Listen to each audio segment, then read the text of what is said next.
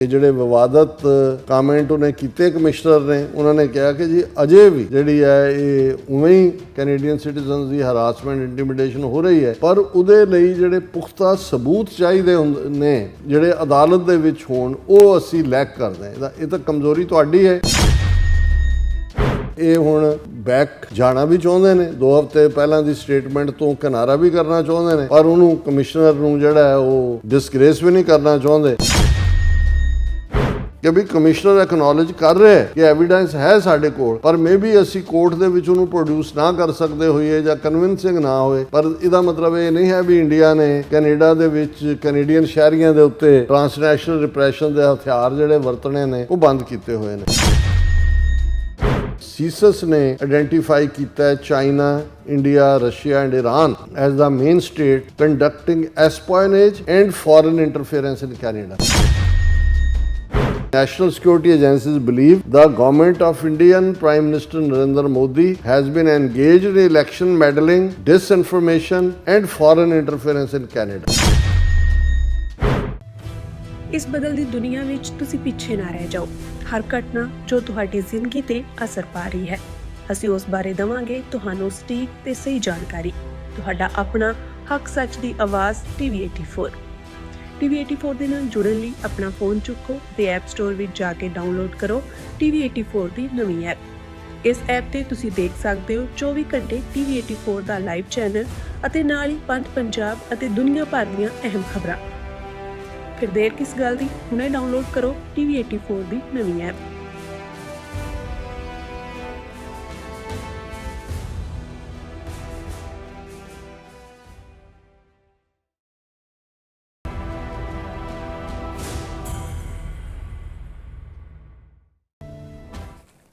ਦਰਸ਼ਕੋ, break ਤੋਂ ਬਾਅਦ ਤੁਹਾਡਾ ਸਭ ਦਾ ਭਰਪੂਰ ਸਵਾਗਤ ਹੈ। ਅਸੀਂ ਵੀਅਰਸ ਗੱਲਬਾਤ ਕਰਨ ਜਾ ਰਹੇ ਹਾਂ ਕੈਨੇਡਾ ਦੇ ਹਵਾਲੇ ਨਾਲ ਕਿ ਕੈਨੇਡਾ ਵਿੱਚ ਬੇਸ਼ੱਕ ਪ੍ਰਧਾਨ ਮੰਤਰੀ ਮਾਰਕ ਕਾਰਨੀ ਭਾਰਤ ਨਾਲ ਯਾਰੀ ਨੂੰ ਪਹਿਲ ਦਿੰਦਿਆਂ ਟ੍ਰਾਂਸਨੈਸ਼ਨਲ ਰਿਪਰੈਸ਼ਨ ਦੇ ਮੁੱਦੇ ਨੂੰ ਅਣਗੌਲਿਆ ਕਰਨ ਦੀ ਕੋਸ਼ਿਸ਼ ਕੀਤੀ ਹੈ ਤੇ ਇਸ ਸੰਬੰਧੀ RCMP ਵੱਲੋਂ ਬਿਆਨ ਵੀ ਦਵਾਇਆ। ਪਰ ਵੀਅਰਸ ਇਉਂ ਜਾਪਦਾ ਹੈ ਕਿ RCMP ਨੂੰ ਹੁਣ ਥੁੱਕਿਆ ਵਾਪਸ ਚੱਟਣਾ ਪੈ ਰਿਹਾ। ਗਲੋਬ ਨਿਊਜ਼ ਅਨੁਸਾਰ RCMP ਨੇ ਇਹ ਮੰਨਿਆ ਹੈ ਕਿ ਵਿਦੇਸ਼ੀ ਤਾਕਤਾਂ ਵੱਲੋਂ ਅਜੇ ਵੀ ਕੈਨੇਡੀਅਨ ਸਿਟੀਜ਼ਨਸ ਨੂੰ ਡਰਾਇਆ ਧਮਕਾਇਆ ਜਾ ਰਿਹਾ ਹੈ, ਹਰਾਸ ਕੀਤਾ ਜਾ ਰਿਹਾ ਹੈ, ਯਾਨੀ ਕਿ ਟ੍ਰਾਂਸਨੈਸ਼ਨਲ ਰਿਪਰੈਸ਼ਨ ਦਾ ਸ਼ਿਕਾਰ ਜਿਹੜਾ ਉਹ ਬਣਾਇਆ ਜਾ ਰਿਹਾ ਹੈ।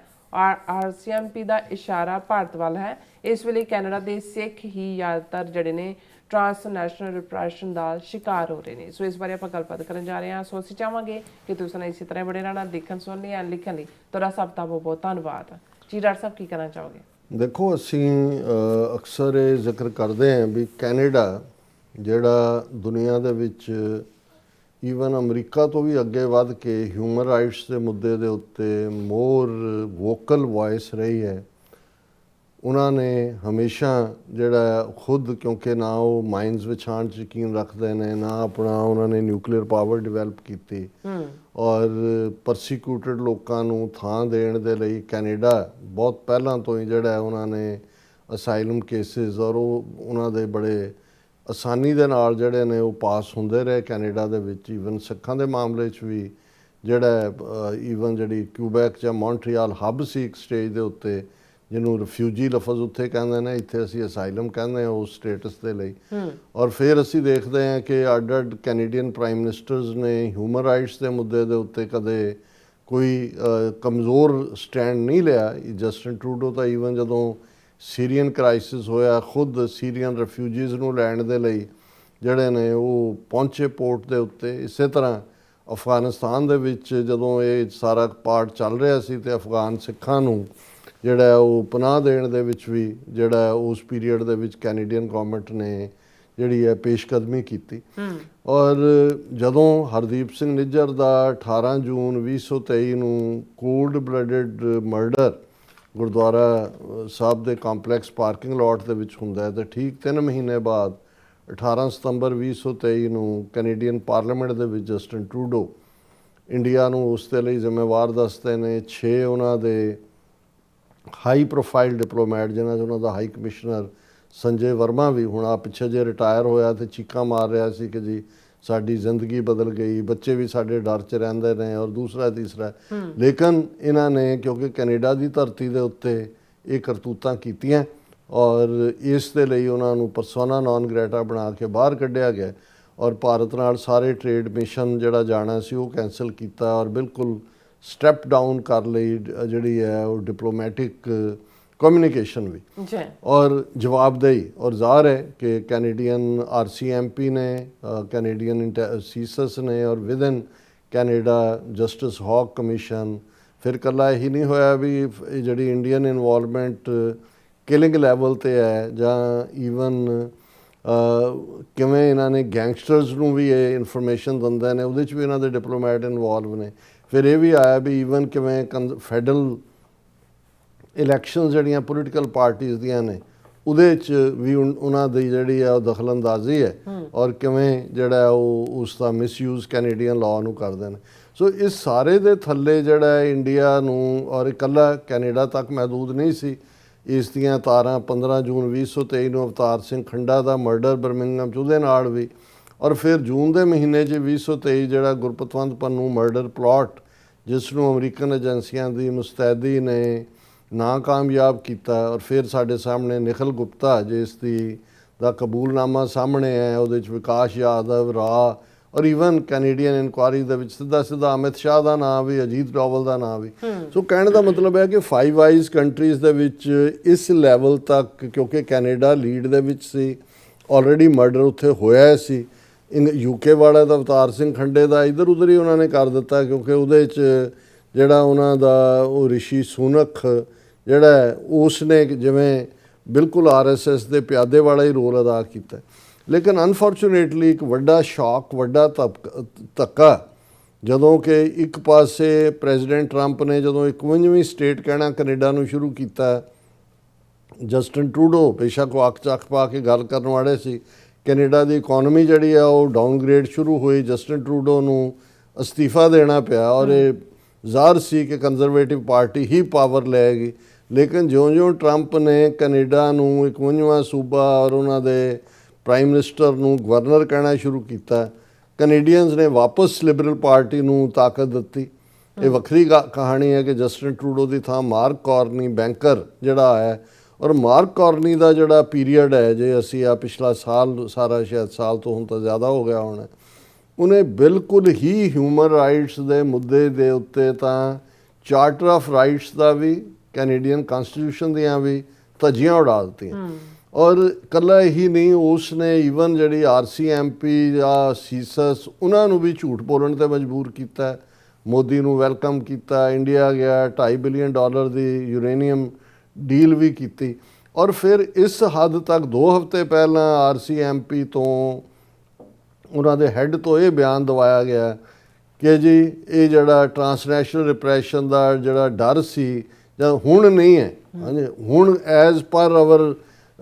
ਐਵੀਡੈਂਸ ਨਾਓ ਇਹ ਇੰਨਾ ਵੱਡਾ ਝੂਠ ਸੀ ਕਿਉਂਕਿ ਉਸ ਤੋਂ ਪਹਿਲਾਂ ਅਸੀਂ ਦੇਖ ਰਹੇ ਹਾਂ ਕਿ ਮਨਿੰਦਰ ਸਿੰਘ ਜਿਹਨੂੰ ਉਸ ਤੋਂ ਹਫ਼ਤਾ ਪਹਿਲਾਂ ਖੁਦ ਕੈਨੇਡੀਅਨ ਜਿਹੜੀਆਂ ਏਜੰਸੀਆਂ ਜਾ ਕੇ ਵਾਰਨ ਕਰਦੀਆਂ ਡਿਊਟੀ ਟੂ ਵਾਰ ਨੋਟਿਸ ਦੇ ਥੱਲੇ ਕਿ ਭਾਈ ਤੇਰਾ ਖਤਰਾ ਉਵੇਂ ਹੀ ਹੈ ਬਚ ਇਵੇਂ ਹੀ ਹੋਰ ਵੀ ਨੇ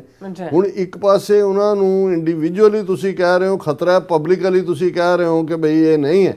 ਔਰ ਇਹ ਗੱਲ ਵਾਕਿਆ ਹੀ ਇਕੱਲਾ ਇਹੀ ਨਹੀਂ ਕਿ ਵੀ ਕੈਨੇਡੀਅਨ ਸਿੱਖਾਂ ਦੇ ਲਈ ਔਰ ਸਾਡੇ ਜਿਹੜੇ ਮਿੱਟੀ ਦੇ ਮਾਧੋ 1 ਦਰਜਨ 2 ਦਰਜਨ ਦੇ ਕਰੀਬ 20+ ਬਿਠਾਏ ਹੋਏ ਨੇ ਉਹਨਾਂ ਵੀ ਦੋਖ ਨੂੰ ਛੱਡ ਕੇ ਸਭ ਨੇ ਮੂੰਹ 'ਚ ਘੂੰਗਣੀਆਂ ਪਾਈਆਂ ਹੋਈਆਂ ਔਰ ਇਹ ਸਾਰੇ ਦੇ ਲੇਕਿਨ ਅਸੀਂ ਇਸ ਗੱਲ ਦੇ ਲਈ ਕੈਨੇਡੀਅਨ ਮੀਡੀਆ ਦੀ ਉਹ ਗਲੋਬਲ ਨਿਊਜ਼ ਹੋਏ ਵੱਡੇ ਉਹਨਾਂ ਦੇ ਗਲੋਬ ਐਂਡ ਨਿਊਜ਼ ਔਰ ਬਾਕੀ ਪੇਪਰ ਹੋਣ ਕਿ ਜਰਨਲਿਸਟ ਨੇ ਉਹਨਾਂ ਨੂੰ ਔਰ ਇਹੀ ਕਾਰਨ ਸੀ ਕਿ even mark Carney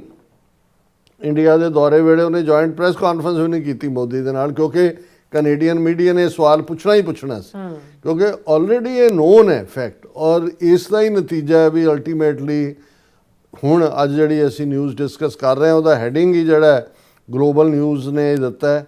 foreign states continue to harass and intimidate Canadians RCMP ਸੀ ਹੁਣ ਟੋਟਲ ਯੂ ਟਰਨ ਮਾਰ ਲਿਆ RCMP ਨੇ ਕਿਉਂਕਿ ਜਦੋਂ ਮੀਡੀਆ ਜਾਂ ਦੂਸਰਾ ਚੀਜ਼ ਕਰਦਾ ਉਹਨਾਂ ਨੇ ਕਿਹਾ ਵੀ ਤੁਸੀਂ ਦੱਸੋ ਵੀ ਇਹ ਖਤਰਾ ਖਤਮ ਹੋ ਕਿਉਂਕਿ ਬਰਾਬਰ ਤਾਂ ਉਵੇਂ ਹੀ ਚੱਲ ਰਿਹਾ ਹੈ ਕਿਤੇ ਗੋਲੀ ਚੱਲ ਰਹੀ ਹੈ ਕਿਤੇ ਲੁੱਟ ਖਸੁੱਟਦੀ ਹੈ ਉਹੀ ਗੈਂਗਸਟਰ ਔਰ ਦੂਸਰਾ ਔਰ ਬਿਸ਼ਨੋਈ ਗੈਂਗ ਨੂੰ ਵੀ ਕਲੀਅਰ ਕਰਨ ਤੱਕ ਗਏ ਕਿ ਜੀ ਨਹੀਂ ਉਹ ਤਾਂ ਜਿਹੜਾ ਕੋਈ ਐਸਾ ਸਬੂਤ ਨਹੀਂ ਹੈ ਤਾਂ ਐਵੇਂ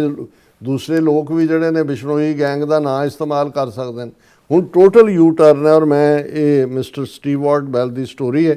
ਅਸੀਂ ਕ੍ਰੈਡਿਟ ਗਲੋਬਲ ਨਿਊਜ਼ ਨੂੰ ਦਿੰਦੇ ਹਾਂ। ਔਰ ਇਹ ਜਿਹੜਾ ਉਹਨਾਂ ਨੇ ਇਹ ਕਿਹਾ ਕਿ ਬਈ 2 ਹਫ਼ਤੇ ਦੇ ਵਿੱਚ ਹੁਣ ਅਗੇਨ ਯੂ ਟਰਨ ਮਾਰਿਆ। RCMP ਨੂੰ ਲੱਗਦਾ ਕਿ ਵੀ ਇਹ ਮਾਰਕਾਰ ਨਹੀਂ ਅੱਜ ਹੈ ਕੱਲ੍ਹ ਨੂੰ ਨਹੀਂ ਹੋਣਾ, ਇਹ ਤਾਂ ਸਾਡੀ ਕ੍ਰੈਡੀਬਿਲਿਟੀ, ਅਸੀਂ ਤਾਂ ਜਵਾਬਦੇਹ ਹੋਵਾਂਗੇ ਉਸ ਦੇ ਲਈ। ਔਰ ਇਸ ਸਟੋਰੀ ਦੀ ਬਿਗਨਿੰਗ ਇਹ ਹੈ, foreign governments are continuing to harass and intimidate Canadians but proving it in court is a challenge, the RCMP said in a statement clarifying controversial remarks by the commissioner। ਕਿ ਜਿਹੜੇ ਵਿਵਾਦਤ comment ਉਹਨੇ ਕੀਤੇ commissioner ਨੇ, ਉਹਨਾਂ ਨੇ ਕਿਹਾ ਕਿ ਜੀ ਅਜੇ ਵੀ ਜਿਹੜੀ ਹੈ ਇਹ ਉਵੇਂ ਹੀ ਕੈਨੇਡੀਅਨ ਸਿਟੀਜ਼ਨਸ ਦੀ ਹਰਾਸਮੈਂਟ ਇੰਟੀਮੀਡੇਸ਼ਨ ਹੋ ਰਹੀ ਹੈ, ਪਰ ਉਹਦੇ ਲਈ ਜਿਹੜੇ ਪੁਖਤਾ ਸਬੂਤ ਚਾਹੀਦੇ ਹੁੰਦੇ ਨੇ ਜਿਹੜੇ ਅਦਾਲਤ ਦੇ ਵਿੱਚ ਹੋਣ, ਉਹ ਅਸੀਂ ਲੈਕ ਕਰਦੇ ਹਾਂ। ਇਹ ਤਾਂ ਕਮਜ਼ੋਰੀ ਤੁਹਾਡੀ ਹੈ। ਜੇ ਤੁਹਾਨੂੰ ਪਤਾ ਹੈ ਕਿ ਵੀ ਇਹ ਹੋ ਰਿਹਾ ਹੈ, ਕੋਰਟ ਨੂੰ ਤੱਕ ਵੀ ਤੁਸੀਂ ਜਿਹੜਾ ਉਸ ਸਾਰੇ ਨੂੰ ਜਿਹੜਾ ਅੱਜ ਕੱਲ੍ਹ ਤਾਂ ਸਾਰੀਆਂ ਡਿਵਾਈਸਿਸ ਨੇ ਔਰ ਉਸ ਰਾਹੀਂ ਤੁਸੀਂ ਪਹੁੰਚਾ ਸਕਦੇ ਹੋ, ਉਹਦੇ ਤੇ ਉਹਨੇ ਜਿਹੜਾ RCMP ਨੇ ਗਲੋਬਲ ਨਿਊਜ਼ ਨੂੰ ਸਟੇਟਮੈਂਟਸ ਕਿਹਾ। what we can say is that RCMP is aware of complaints of intimidation and harassment against certain communities across Canada। certain communities ਕੌਣ ਨੇ? ਸਿੱਖਾਂ ਦੀ ਗੱਲ ਹੈ ਜੀ। ਸਾਨੂੰ ਪਤਾ ਹੈ ਵੀ ਉਹਨਾਂ ਨੂੰ ਦੀ ਇੰਟੀਮੀਡੇਸ਼ਨ ਔਰ ਹਰਾਸਮੈਂਟ ਹੋ ਰਹੀ ਹੈ। The RCMP and the broader government of Canada is also aware that foreign states are engaging in such activities in Canada। The police force added in a response to a question। उन्होंने कहा जी हाँ सानू पता है भी foreign governments और दूसरी Indian ਜ਼ਾਹਰ है कि भी ਉਹਦੇ 'ਚ ਇਨਵੋਲਵ ਨੇ। ਔਰ ਇਹ ਜਿਹੜਾ ਉਹਨਾਂ ਨੇ ਕਿਹਾ ਵੀ ਇਹ ਸਟੇਟਮੈਂਟ RCMP ਨੇ ਉਦੋਂ ਦਿੱਤੀ ਜਦੋਂ ਗਲੋਬਲ ਨਿਊਜ਼ ਨੇ RCMP ਨੂੰ ਕਿਹਾ ਕਿ ਵੀ ਜਿਹੜਾ ਕਮਿਸ਼ਨਰ ਮਾਈਕ ਡਰਹੈਮ ਨੇ ਪਿਛਲੇ ਹਫਤੇ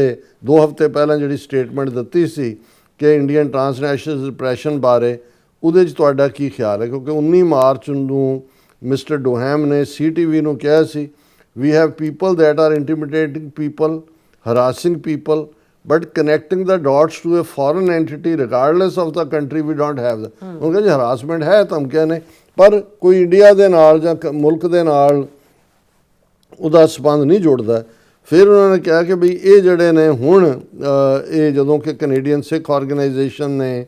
ਉਹਨੇ ਵੀ ਚੈਲੰਜ ਕੀਤਾ ਕਿ ਭਾਈ ਇਹ ਜਿਹੜਾ ਕਮਿਸ਼ਨਰ ਦਾ ਬਿਆਨ ਹੈ ਉਹਨੇ ਇਹ ਪ੍ਰਭਾਵ ਦਿੱਤਾ, ਜਿਹੜਾ 2 ਹਫ਼ਤੇ ਪਹਿਲਾਂ ਬਿਆਨ ਸੀ ਕਿ ਵੀ RCMP was walking back its accusation about India's illicit targeting of Canada's South Asian community. ਕਿ ਵੀ ਜੋ ਹੁਣ ਤੱਕ ਜਸਟਿਨ ਟਰੂਡੋ ਤੋਂ ਲੈ ਕੇ ਹੁਣ ਤੱਕ ਸੀ ਉਹਦੇ ਤੋਂ ਤੁਸੀਂ ਆਪਣਾ ਪੱਲਾ ਝਾੜ ਰਹੇ ਹੋ। ਪਰ ਇਹ ਉਹਨੇ ਗਲੋਬਲ ਨਿਊਜ਼ ਨੇ ਕਿਹਾ ਵੀ ਫੋਲੋ ਅਪ ਸਟੇਟਮੈਂਟ ਦੇ ਵਿੱਚ RCMP ਨੇ ਕਿਹਾ